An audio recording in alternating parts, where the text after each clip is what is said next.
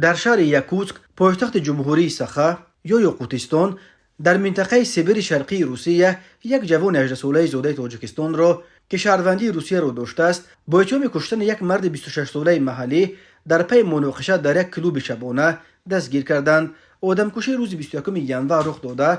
این جوان و شریکانش را هنوز روز 22 ژانویه دستگیر کردند، ولی این قضیه روز 24 ژانویه در میدان لنین در مرکز یاکوتسک در یک میتینگ بدون اجازت گرد جمع آمدن تقریبا 500 ساکن محلی رسانه‌ای شد. به نزد تظاهرگران معاون وزیر کارهای داخلی جمهوری یاقوتستان ولادیمیر اربوزوف و معاون سردار پلیس حفظ ترتیبات جمعیتی الگ لیبد آمده به مردم درباره روند تفتیش پرونده کشتار ساکن محلی بازداشت گمانبر شوندگان معلومات داده گفتند که این گردجمعی بدون اجازت دایر شده ایستاده است.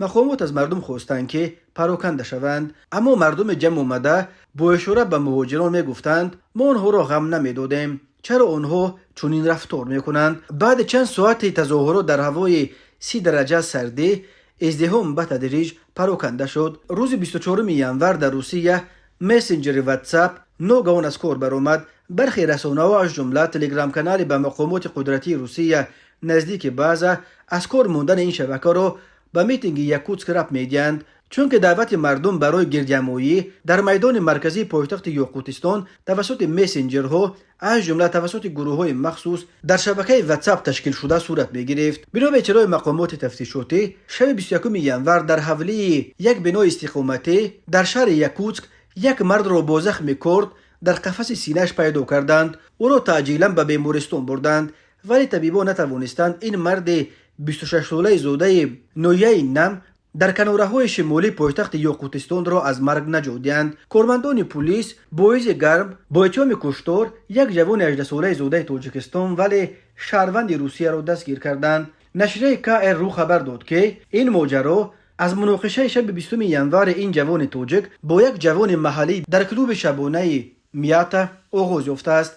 جوان محلی روز 21 ژانویه سراغ جوان تاجیک را توسط شبکه‌های اجتماعی پیدا کرده برای ادامه حساب و کتاب یا رزبار همراه چند رفیقش به جای زیستی او رفته است.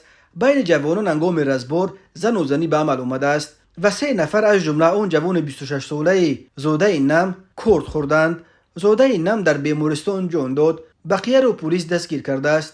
روز 24 ژانویه رهبر یاقوتستان ایسن نیکولایف نیز توسط کانالش در تلگرام به ساکنان جمهوری مراجعت کرده و از آنها خواست که در میتینگ بدون اجازت اشتراک نکنند. نیکولایف به نزدیکان جوان کشته شده اظهار همدردی کرد و خبر داد که گمانبر شونده دستگیر شده است. او تصدیق کرد که نفر متهم زاده تاجیکستان ولی شهروند روسیه است. مقصد اغواگرانی که از جمله در خارجه قرار دارند یکی است درگیراندن نزاع، برانگیختن دشمنی، حزم جدا کردن ما، نوشت نیکولایف. رهبر جمعیت تاجیکان یاقوتستان هادی اویف در پی این کشتار پرسر و صدا به حال خانواده ساکن محلی کشته شده اظهار همدردی کرد و از ساکنان جمهوری خواست تا از روی یک نفر و رفتار او به تمام خلق تاجیک بها ندهند. سال 2019 نیز در پی از جانب مهاجران کشته شدن یک ساکن محلی در یاقوتستان موج میتینگ ها با طلب از جمهوری راندن مهاجران دایر شده بود.